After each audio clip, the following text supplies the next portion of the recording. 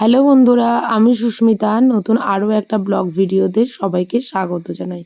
নতুন আরও একটা দিন তোমাদের সাথে শুরু করলাম। কে কোথা থেকে ভিডিওটা দেখছো এবং কেমন আছো অবশ্যই কিন্তু কমেন্ট করে জানিও। তো দেখতে দেখতে ট্রেন প্রায় প্ল্যাটফর্মে ডুবো হয়ে গেছে। আর যে জায়গাটা প্রথমে আজকে ভিডিওতে তুলে ধরেছিলাম সেটা প্ল্যাটফর্মে ঢোকার প্রায় একটুখানি কিছুটা আগে আর কি। আর এর বাঁদিকে গেলেই বলতে পারো আমাদের যে বাড়িটাতে আমরা থাকি সেই বাড়িটা ওখান থেকে মোটামুটি খুব কাছে আর কি। যদিও হয়তো ট্রেন থেকে দেখা যায় না। আর বড়মশাই এসেছিলো প্ল্যাটফর্মে নিতে। আর যেহেতু ওর প্রচণ্ড সর্দি কাশি জ্বর হয়েছিল তাই মুখে মাস্কটাকেও পরে এসেছে। তো যাই হোক, সকালবেলা সকাল সকাল বলতে প্রায় এখন ঘড়ির কাঁটায় বাজে 9:30 থেকে 9:45। আর ওদের অফিসের গাড়িও চলে এসেছে। আর আবারও সেই চেনা জায়গা, চেনা রাস্তা, যেখানে মানে বলতে পারো রোজই এখানেই ঘোরাফেরা করা হয় আর কি। তো এটা আমাদের মেন রোড। আর এটা হচ্ছে একদম আমাদের বাড়ির সামনে। যখন কোনো পার্সেল আসে বা কেউ যখন আমাদের বাড়িটা জিজ্ঞাসা করে তখন এই ওয়াটার ট্যাঙ্কটা হচ্ছে আমাদের একটা মানে ওই ল্যান্ডমার্কই বলতে পারো।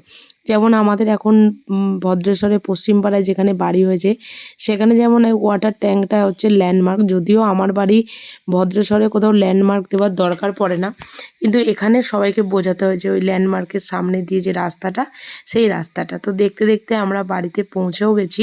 আর আমাদের যে বাড়ির মালিক আঙ্কেল উনি বাইরেই ছিলেন আর কি। তো দেখে যাই হোক খুব খুশিও হয়েছে, বেশ অনেকটা দিন পর বাড়িও এসেছি। আর এসে না এই জায়গাটা যেখানটা দেখাচ্ছি এখানটা যে সারাটা দিনে কতবার যে বাইরে আসি তা গুনেও শেষ করা যাবে না। যখনই বাড়ির ভেতরে একা একা থাকি বা ভালো লাগে না তখনই এই বাইরের দিকটাতে আসি। আর বাইরেটাতে প্রচণ্ড যে সমস্ত জায়গাগুলোতে এখনও পর্যন্ত সবাই বাড়ি করেনি সে সমস্ত জায়গাগুলোতে জলও পর্যন্ত জমে গেছে, এত বৃষ্টি হয়েছে। আর এদিকে বাড়ির ভেতর ঢুকে দেখি যে এক কেলেঙ্কারি কাণ্ড। এখানে বড়মশাই বেশ সুন্দর করে টেবিলটাকে আমার জন্যই সাজিয়ে রেখেছে গোলাপ ফুল দিয়ে। আমি যে চকলেটটা খেতে ভালোবাসি সেই চকলেটটা দিয়ে আর যে গোলাপের পাপড়ি খুব সুন্দর করে সাজিয়ে রেখেছিল। যাই হোক, প্রায় ছুটিতে গেছিলাম হয়তো 10 দিন, কিন্তু সেই 10 দিনের ছুটিটা হয়ে গেছিলো কোথাও গিয়ে 1.5 মাস। তো যাই হোক 1.5 মাস দেখতে দেখতে কেটে গেছে, কিন্তু বাড়ি এসে এবার হচ্ছে সমস্ত কিছু পরিষ্কার পরিচ্ছন্ন করার পালা। কারণ একটা ছেলে যখন মানে অফিস যায়, এসে 3 বেলা রান্না করে, তখন তার পক্ষে বাড়ি পরিষ্কার করা বা বিছানা ঝাড়া বা ধুলো পরিষ্কার করা সেটা সত্যি কথা বলতে সম্ভব হয় না। কিন্তু আমরা যারা মেয়েরা বাড়িতে থাকি তারা কিন্তু এই ছোট ছোট জিনিসগুলোতে ভীষণভাবে চোখ দিই যে আমাদেরকে এই জায়গাগুলোকে পরিষ্কার পরিচ্ছন্ন করে রাখতে হবে। ঠিক তেমনই বাড়িঘরদোরটা প্রচণ্ডভাবে ধুলোও হয়েছিল। আর কোথাও থেকে আসার পরে না আগে বিছানাটাকে পরিষ্কার করি, তবে বিছানার চাদরটাও তুলি।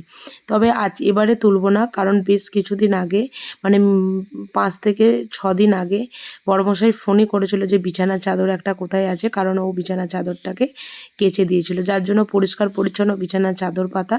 তাই সেই কারণের জন্য ওগুলোকে আর এদিকে কাচবো না। তাই বিছানাটাকে একটু ভালোভাবে পরিষ্কার পরিচ্ছন্ন করে নিচ্ছি, যাতে ধুলো যে সমস্ত যাই কিছু পড়ে থাকুক না কেন সেগুলোকে যাতে ভালো করে পরিষ্কার পরিচ্ছন্ন করতে পারি আর কি। তো যাই হোক, বহুদিন পর এই কাজগুলো করতাম টুকটাক ঠিক আছে, কিন্তু এখন হচ্ছে সেই দায়িত্ব নিয়ে করা। এর আগে একটা ব্লগে বলেছিলাম, যখন ওখান থেকে ব্লগ বানিয়েছিলাম, তো তখন বলেছিলাম যে বিছানা ঝাড়ি বাসন মাজি যেটাই করি না কেন সেটাই হচ্ছে টুকিটাকি হেল্প করা। কিন্তু এখন যেটা করতে হবে সেটা হচ্ছে দায়িত্ব নিয়ে করতে হবে, যে করতেই হবে এরকম আর কি একটা ব্যাপার। তো যাই হোক, এদিকে বিছানাটা আমি ঝেড়ে পরিষ্কার করে নিয়েছি। আর ওদিকে বড়মশাই সকালবেলার খাবারের জন্য মোটামুটি সব কিছু রেডি করেই রেখেছিল আর কি। তো ও আগের দিন আমার জন্য চিকেন বানিয়ে রেখেছিল, আর আমি এদিকে মিষ্টি এনেছিলাম সেটা রেখে দিয়েছি। আর সকালবেলা বানিয়েছে হচ্ছে পরোটা, ময়দাটা মেখে রেখেই গেছিলো। আর আসতে না আসতেই গরম গরম পরোটা এদিকেও ভেজে দিয়েছিল। যাই হোক, সকালবেলা এসে আর নিজের খাবার কথা চিন্তা করতে হয়নি। আর দুপুরবেলাতেও বেশি কিছু বানানোরও নেই। দুপুরবেলাতেও বানাবো হচ্ছে একটু ভাত, কারণ মাংসটা পুরোপুরিভাবে রয়েই গেছে। আর এই হচ্ছে রান্নাঘরের অবস্থা। আর রান্নাঘরটাকে হচ্ছে সবার প্রথমে গুছাতে হবে, শুধু গোছাতে হবে না, পুরোপুরিভাবে একদম ডিপ ক্লিন করতে হবে। কারণ আমার মনে হয় যে এই রান্নাঘরটাই আমার সবথেকে বেশি প্রয়োজন পড়ে আর কি। কারণ শোবার ঘরে বিছানাটা পরিষ্কার করে ঝাড়লে ওর উপরে উঠে বসলেও হয়, কিন্তু রান্নাঘরে এটা নিতে যাব ওটা নিতে যাব, তো সমস্ত কিছু জিনিসপত্র গুছানোটা খুব দরকার আর কি। তো যাই হোক, এদিকে আমাদের এই মানে ওয়াশ এরিয়াটাও প্রচণ্ডভাবে ধুলো পড়ে, কারণ যেখানটা দাঁড়িয়ে আমি পরিষ্কার করছি তার মাথার ওপরে একটা হচ্ছে বড় জানালা, তো সেটা দিয়ে ধুলো, তারপরে সেই ধুলোর ওপরে যখন বৃষ্টি পড়ে পুরো ছাদটাই এদিকে চলে আসে আর কি। তো সেই কারণের জন্য এদিকটা বেশ ভালো নোংরাও হয়েছে, এদিকটাও পরিষ্কার করব, তবে তার আগে বাসন রাখার র্যাকটাকে ভালো করে একটু পরিষ্কার করে নিলাম। আর এদিকে এই যে ফুল ঝাড়ুর মতন দেখছেন, এটার থেকে আরও একটা সুন্দর দেখতে যেটা পাওয়া যায় না, সেটা নেবার ভীষণভাবে ইচ্ছা ছিল, কিন্তু সেটা দেখতে পাইনি।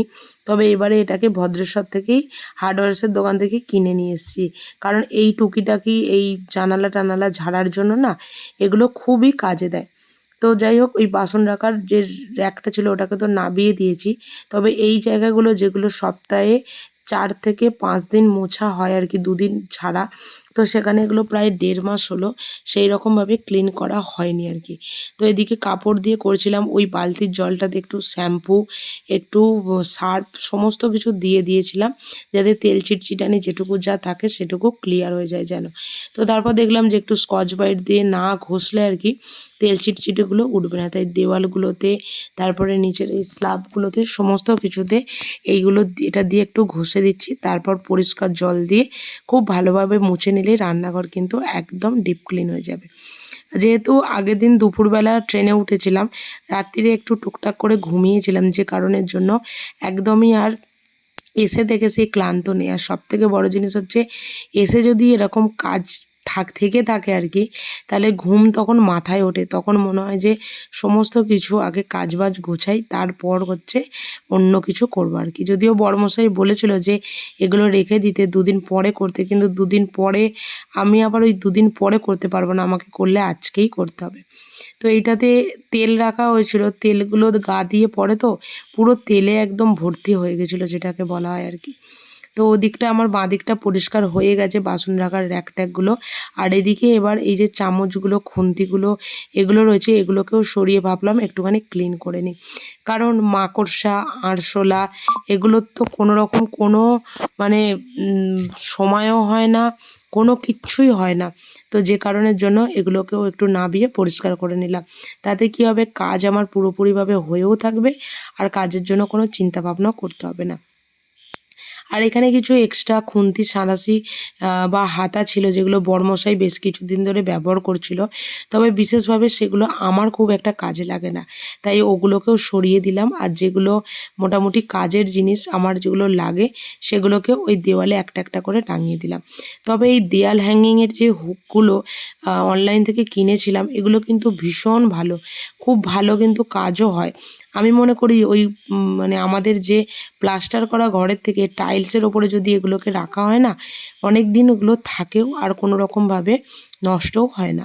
তো যতক্ষণ রান্নাঘর পরিষ্কার করছিলাম, তো তার আগে তো ওই বাসন রাখার র্যাকটাকে মেজে দিয়ে এসেছিলাম, তো জলটা পুরোপুরিভাবে ঝরে গেছে, তাই বাসন রাখার ঝুড়িটাকেও এবার সুন্দর করে একটু গুছিয়ে রাখছি, যেগুলো নিত্যদিন কাজে লাগে, যে সমস্ত প্রয়োজনীয় জিনিসপত্রগুলো সেইগুলো আর কি।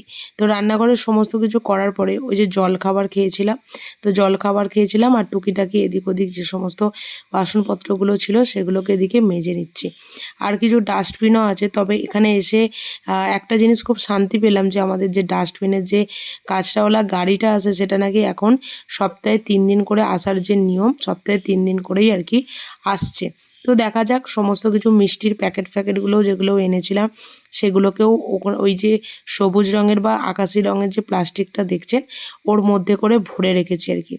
তো কথা বলতে বলতে আমার রান্নাঘর তো ডিপ ক্লিন হয়েই গেছে, তার সাথে সাথে মিষ্টি এনেছিলাম, জলখাবার খেয়েছিলাম, তো একটু মাছও এনেছিলাম, সমস্ত কিছু এদিকে মাজাও হয়ে গেছে। আর তারই ফাঁকে ওই যে বললাম যে ভাতটা বসিয়ে দেবো, যেহেতু 9:30 10টায় বাড়ি ঢুকেছি, আর তারপরে কাজ করতে করতে প্রায় 12:30 বেজে গেছে। এবার ভাতটা ভাতের মতন হতে থাকুক, ততক্ষণ আমি এদিকে বাসনপত্র সমস্ত কিছু গুছিয়ে নিচ্ছি আর কি। তবে ছাদে এসেছি, ছাদে এসে একটা কথা না বললেই নয়, ছাদে এসে মনটা বড্ড খারাপ হয়ে গেল।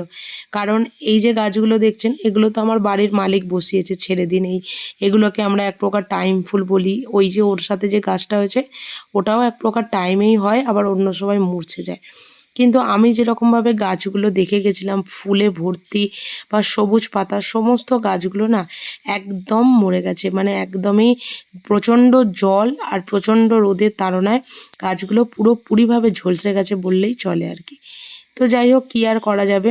তো ওদিকে বেশ কিছু জামাকাপড় আসার পরে মেশিনে দিয়ে দিয়েছিলাম। এখন তো আর কোনো অসুবিধাও নেই। তো ওগুলো মোটামুটি একটু রোদও উঠেছে, তো ওগুলোকে এদিকে ছাদে দিয়ে এসেছি শুকাতে দেবার জন্য। তবে গাছগুলো যদি ঠিকঠাক থাকতো একটু বেশি ভালো লাগতো। তো যাই হোক, ঘরদোর এখানে এই যে ঝাড় দিচ্ছি, প্রচণ্ড ধুলো। আসলে বাড়ির পেছনে একটা বাড়িতে না কাজ চলছে আর কি, ইট সিমেন্ট বালি তাদের বাড়ি ঢালাই হচ্ছে এবং নতুন বাড়িও হচ্ছে। তো যে কারণের জন্য প্রচণ্ডভাবে ধুলোও বাড়ির মধ্যে ঢোকে আর কি, একদমই বাড়ির পাশেই বলতে পারো। তো এদিকে ঘর ফর ঝাড় দিয়ে এদিকে ঘর মোছামুছিটা সেরে নিচ্ছি। তো এদিকে এটা কমপ্লিট হলে ওদিককার কাজ মোটামুটিভাবে কমপ্লিট। আর দেখতে দেখতে এদিকে আমার ভাতটাও হয়ে গেছে, আর দুপুরের খাবার জন্য এদিকে খাবারটা নিয়ে চলে এসেছি। একদিক থেকে ভালো যে মাংসটা করে রেখেছিল, অতটাও ঝামেলা নেই। কারণ বাড়িতে এসে এর এত কাজ করার পরে না তখন আর খাবার বানাতে একদমই ইচ্ছা করে না বললেই চলে। আর একদম সিম্পল খাবারের মধ্যে এটা হচ্ছে সবথেকে ভালো খাবার আর কি। তো চলো লাঞ্চটা করে নিই। আর লাঞ্চটা করে নিয়ে যখন বাইরে এসেছি, তখন দেখছি অজোর ধারায় বৃষ্টি পড়ছে। এত ভালো লাগছে বৃষ্টিটা, পুরো একদম যেমন ঝড় আর তেমন বৃষ্টি যেটাকে বলে। তো চলুন এই বৃষ্টি দেখতে দেখতে আজকের ব্লগটা এখানেই শেষ করছি। যদি কিছু ভালো লেগে থাকে একটা লাইক করবেন, শেয়ার করবেন, চ্যানেলটি সাবস্ক্রাইব করে পাশে থাকবেন। দেখা হবে নতুন আরও একটা ব্লগ ভিডিওতে, নতুন আরও একটা দিনের সঙ্গে খুব তাড়াতাড়ি। সুস্থ থাকবেন, ভালো থাকবেন। দেখা হবে আরও একটা নতুন ভিডিওতে, নতুন আরও একটা দিনের সঙ্গে। সুস্থ থাকবেন। টাটা।